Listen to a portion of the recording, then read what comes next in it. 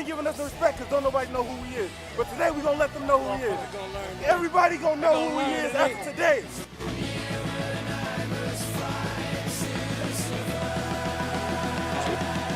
Here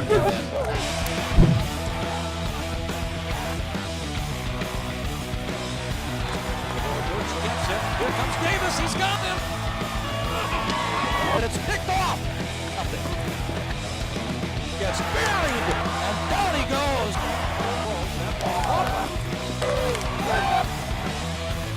Who crashes into the end zone for the touchdown.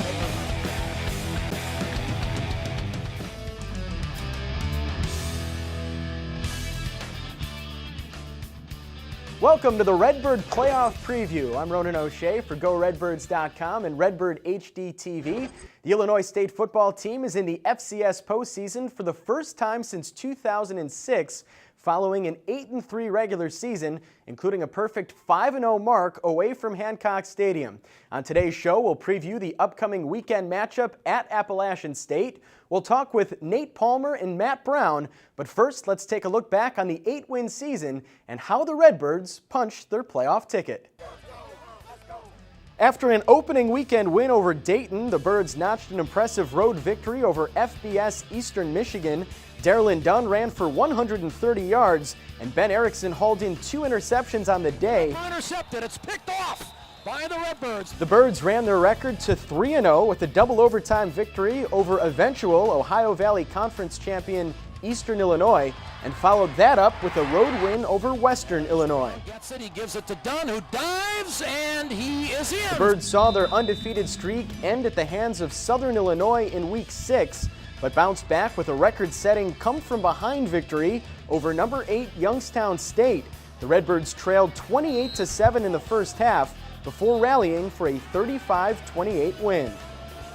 With their playoff lives on the line, the Birds responded with 2 road wins, one in the always difficult Unidome and the other over a resurgent Indiana State team. Matt Brown passed for 179 yards with 1 touchdown as the Redbirds won in Terre Haute. Despite a regular season-ending loss to North Dakota State, ISU's 8 wins were enough to put them in the FCS playoffs for the first time since 2006. So that's where we stand today. The Redbirds at 8-3 earned a first-round bye in the FCS playoffs, but now travel to Boone, North Carolina. Let's take a closer look at the Mountaineers. Appalachian State is located in beautiful Boone, North Carolina, in the northwest corner of the state. Founded in 1899, the public university has an enrollment of over 17,000, and you probably know the football program most from their 2007 upset over Michigan at the Big House. They play at Kid Brewer Stadium, aka The Rock, with an average attendance of over 27,000 fans. It has proven to be one of the most difficult places to play in all of FCS football. But what about the team itself? The Mountaineers are led by Peyton watchlist quarterback Jamal Jackson. App State averaged over 32 points per game. Running back Stephen Miller leads the ground attack with over 1,300 yards on the year, while freshman sensation Sean Price leads the receiving corps with 8 touchdowns. The defense is anchored by Buchanan watchlist members Jeremy Kimbrough and cornerback Demetris McCray. The Mountaineers sport impressive victories over 6th-ranked Georgia Southern and Samford, but also have losses to Wofford and the Citadel. We're going to take a quick timeout. When we come back, we will talk with Matt Brown and Nate Palmer. But first, let's take a look at the latest updates on the Hancock Stadium renovations. The North Stair Tower has risen from its foundation and will continue to grow over the next 2 weeks. Beneath that, the concrete has been laid and underground plumbing work continues. More steel is set to arrive in December and progress will continue throughout the winter. Construction remains on schedule for a fall 2013 completion. Hey Redbird fans, want to know more about your favorite Redbird? Then follow Redbird Athletics on Twitter at ISU Redbirds. Join the conversation. Use hashtag ISUApp. Like us on Facebook, and watch all of your favorite Redbird videos on YouTube. Make sure you're connected on GoRedbirds.com. Welcome back into the show. Senior defensive lineman Nate Palmer joins us now. And Nate, first of all, congratulations. I know getting to this point has been really a process of a couple of years really for a lot of people here. And this was a goal for you guys since about this point last year when you were on the outside looking in. It must feel great to get to this point. It's pretty exciting to be in, you know, especially with how we felt last year around this time. We felt like we were good enough to get in, and we didn't. But it's a learning process. We learned, so we're here now, so we're going to do the best that we can. Well, it was back in the Kaufman football building in August when Brock Spack addressed the team for the first time, and it was pretty much understood among everybody on the team, look, don't let the selection committee give you any reason to keep you out of the playoffs. 8 wins, perfect 5-0 on the road. You guys did what you needed to do to get in, and now you have the opportunity to build on that.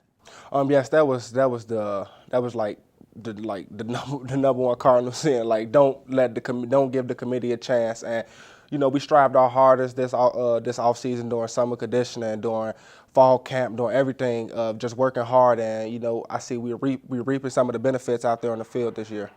Is there added excitement about this particular road game? Everybody knows Appalachian State has a wonderful tradition at the FCS level. They draw close to 30,000 people every home game. It's going to be a fun environment this weekend in Boone. Oh yeah, it's going to be a real fun environment. A lot of people looking forward to it. You know, it's going to be just a different atmosphere that we really don't experience every day in the Missouri Valley Football Conference because, like you said, it's going to be upwards to 30,000 people there. The biggest crowd we probably played in front of was probably at Eastern Michigan or something. But, I mean, just to go out there and play against a historic team, you know, they got a good reputation. They actually won 3 national championships in a row. So, I mean, we're going to let us know where we're at as a team and, you know, and we're going to learn from it. In terms of what they do, this team can score a lot of points. They average more than 30 per game. And when I ask about how you approach them, when you take a team like Indiana State, you know if you can shut down the run game, you're probably going to be okay and be competitive in the ball game. A team like this, they can throw the ball, they can run the ball, they're going to find ways to get in the end zone. As a defense, how do you approach a team like Appalachian State, which has a balance? Just, you know, stop one and then just contain the other one. That's you know, in a sense. So if we can shut the run down and contain the pass or slow the pass down, then I think we have a really good chance of, you know, going out there competing, winning. They have some really good skill players. They have receivers, running back, and their quarterback is extremely good. So I feel like if, you know, if we just play physical and play our football, play Missouri Valley football, play Illinois State football, then we'll have a really good chance of competing and winning the game. All right, good stuff. Hey, good luck this weekend. It's going to be a lot of fun out there in Boone, and we're all looking forward to it. Yes, sir. All right, good luck here. When we come back, we're going to talk with senior quarterback Matt Brown right here on GoRedbirds.com. Let's go over just a few reasons to join Reggie's Kids Club. First, there's the free newsletter, and then there are the mobile updates about upcoming events and your own birthday card from Reggie himself. Not to mention all of the exclusive events and giveaways that are for members only. Oh, and of course, there's the free admission into select Redbird sporting events. Anna, what do you think about all this? Come join me at Reggie's Kids Club today. It's free. Good point. To sign up, visit GoRedbirds.com. Welcome back inside the Redbird playoff preview. Ronan O'Shea joined now by senior quarterback Matt Brown. Matt, thank you for taking the time to come in here and talk to me, and congratulations as you earned the Missouri Valley Conference Offensive Player of the Year award. I know you're not big on personal accomplishments, but obviously that's a tremendous one, and more importantly, that helped lead this team to 8 victories this year. Yeah, definitely. I mean, it really is something that you can't really put on yourself. It's definitely a team effort. Those guys up front did a great job blocking for me all year. I think we only allowed 6 sacks all year, and then also with the receivers, the receiving core we had they were excellent this year.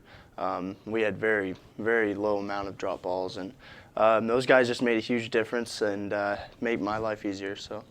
Interesting, too, 8 first-team All-Missouri Valley Conference players. That's the most in school history. 4 on offense, 4 on defense. That really speaks volumes about the depth on both sides of the ball. Yeah, definitely. I mean, we're a pretty veteran crew, and we knew that going into the season, you know, it was going to take a lot of hard work and a lot of just perseverance and patience just to be able to and basically the hard work has really paid off for us this year, and we have definitely taking that next level, taking that next step to the next level of becoming a championship team, and hopefully we can make this playoff run last for a while and be playing in Frisco. Matt, when I met you back in August, you said really three things to me. First of all, you wanted this team to be very good on the road, 5-0 in the regular season this year. You wanted the team to get to the playoffs. That happens for the first time since 2006. And then you said, let's see what happens from there. Well, here's the opportunity now for you to make things happen. What a challenge, though, ahead of you this weekend at Appalachian State. I mean, this is a premier FCS team. You're going to a beautiful stadium, a team that has a strong history of winning. That must be a challenge that you're looking forward to.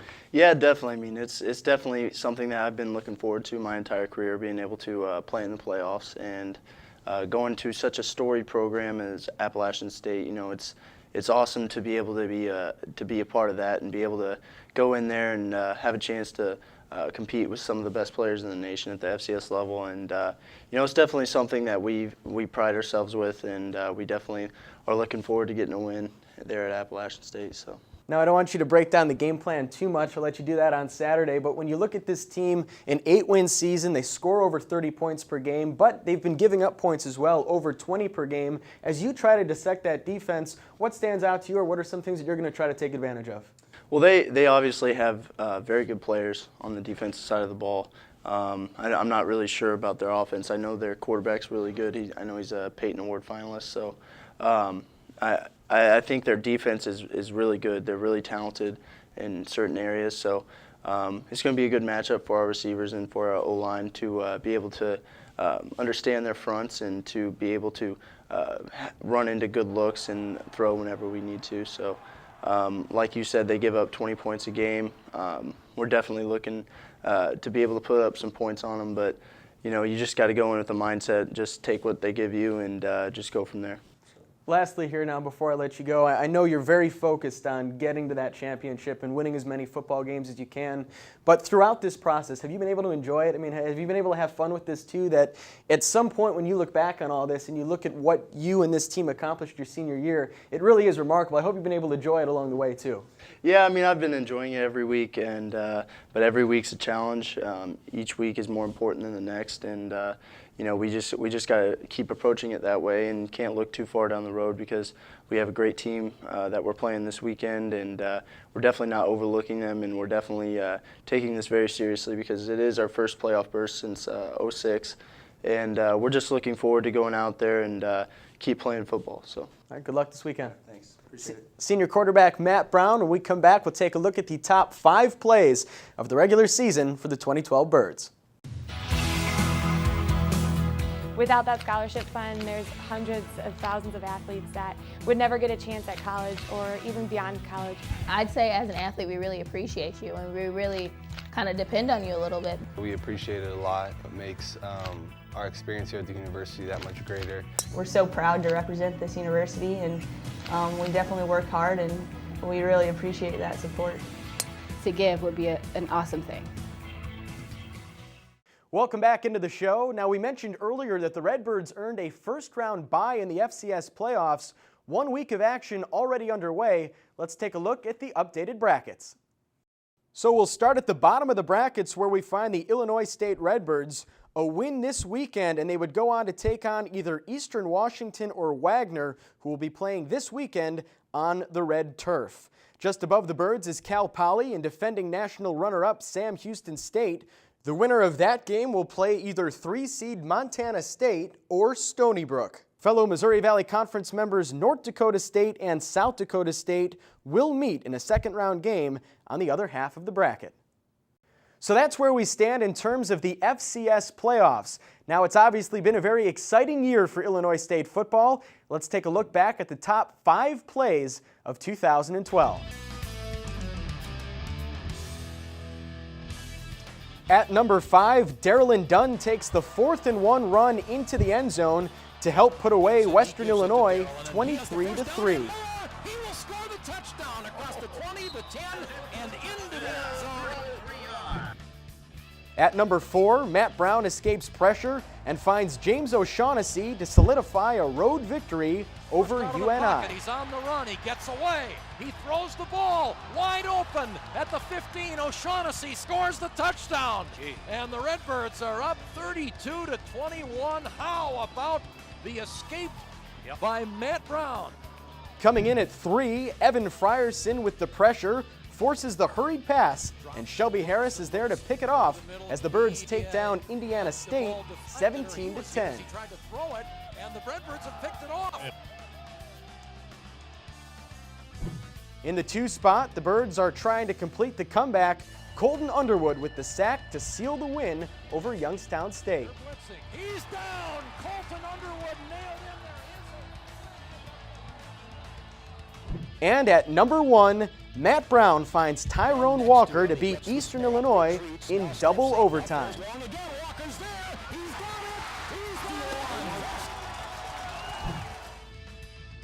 So those are your top 5 plays from 2012, but of course the Redbirds are going to try to add on to that this weekend when they open up the FCS playoffs at Appalachian State. It is a 1 o'clock Central kickoff in Boone, North Carolina. The game will air on ESPN3.com.